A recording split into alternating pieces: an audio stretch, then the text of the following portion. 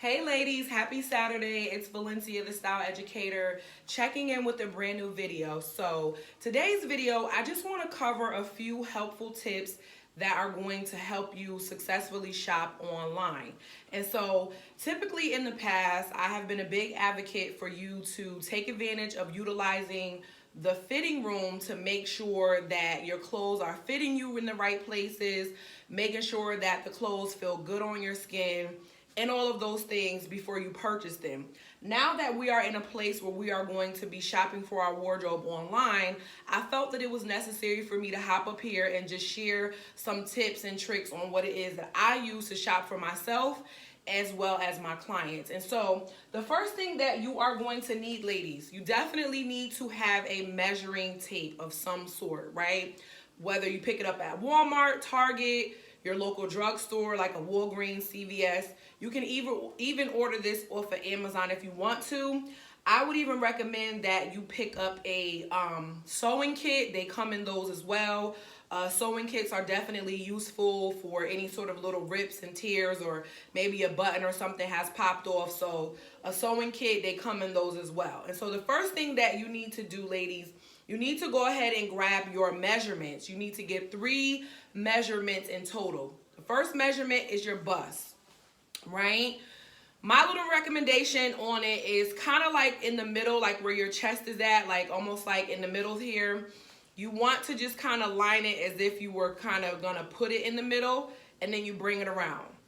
I obviously have long arms, but I definitely cannot measure myself yet. But you guys get the point. So you're gonna start with your bust, write that measurement down. You're gonna bring it down to your waistline. Your waistline, lady, starts right above your belly button. I have a very long torso, so my belly button is like right here. So you're gonna place it right up above your finger, just like that. Some people kind of feel like, oh, your waist is up here, or no. It may be, right? But I doubt that your belly button sits that high. So anyway, put it right up above your belly button. Bring it all the way around, and you're gonna document that number. So that's the number for your waist. Then we're gonna take it down to our hips. Stand as close together with your feet, and then you're gonna just start measuring. You're gonna actually put it where your hip is the widest part. So let's see, I'm gonna turn to the side a little bit. So you're gonna kind of do like right here. So it should kind of run in like across your buttocks, like kind of like across like that. It should never be up here or down here. It should be literally straight across, and that's going to be the measurement for your waist.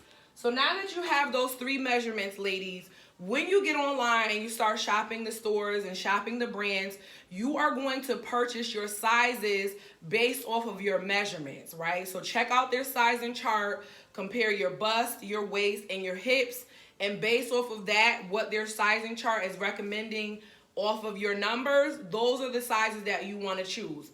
Please do not think too much into it. You may be sitting back saying, oh no, I'm typically a medium, or I'm typically an XL. Listen, I've said this before and I'll say it again. When it comes to shopping these brands and shopping these stores, they all have different sizing charts. They make their sizes 2, 10, 12, 16, whatever. They can all potentially be different in different brands in different stores. So I don't really want you to get too caught up in what you typically are or etc. And I definitely don't want you to get online and say, well, let me just choose a medium because that's what I am. Please make sure that you use your measurements, compare it to their sizing chart, and purchase based off of that. That way, you're gonna get the exact fit that you desire, okay? Please make sure you do that. So that's the first thing you wanna do. The second thing that you need to do is you need to read their shipping and handling policy. It's very important for you to know what their standard shipping, their priority, their first class, etc., all of that. Prior to everything that's going on, this is something that I would have recommended anyway, because it's very important for you to know.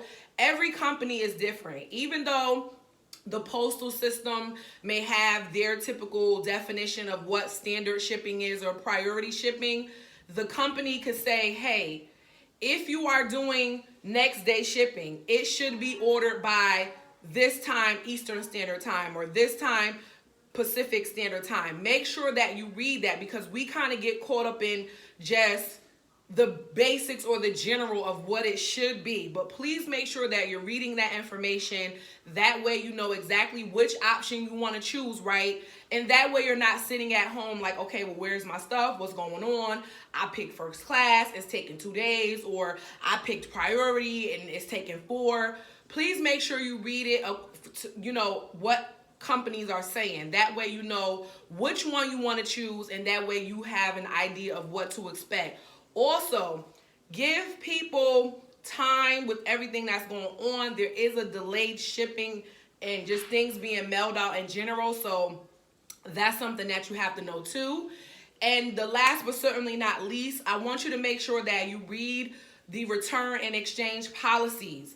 Most stores are not doing any exchanges at all with everything that's going on. Some stores are extending their policies. Some stores, prior to this even happening, never did any sort of returns. They only offered exchanges, right? And then in some cases, they never did returns. They only offered you store credit. So it's very important for you to know that information as well too, ladies, before you even place an order at all. I would say read that information through before you even place your order. And another helpful nugget before I go is, when you're reading, see how it is if you need to return or exchange. You may be responsible for the shipping and handling of sending it back. Some companies don't provide you with a return label or anything like that, and some companies do. So that's something else that you need to know as well. So again, I wanted to drop by really quickly today and just share these tips on helping you successfully shop online moving forward. Please hold on to these tips during this time and even after this time if you are going to be navigating shopping online. And so really quickly, take your measurements. You need your bust, your waist, and your hip. Take those measurements, compare them to the brand or the store you're shopping with, and utilize their sizing chart, and make sure that you're choosing your sizing according to what their recommendation is based off of your size, ladies. Again, do not go off of, oh, I'm typically a large.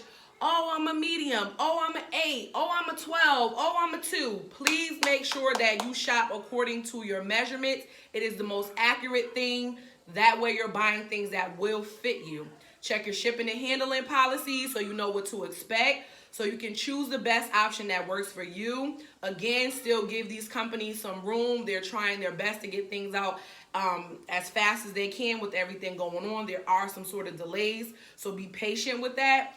And last but not least, make sure you're reading the return exchange policy so that you can know what it is before you hit place my order, right? All right, ladies, it's Valencia, the Style Educator. Just wanted to drop by, share these tips with you. I hope that they are super duper helpful to you, and I'll see you guys in my next video.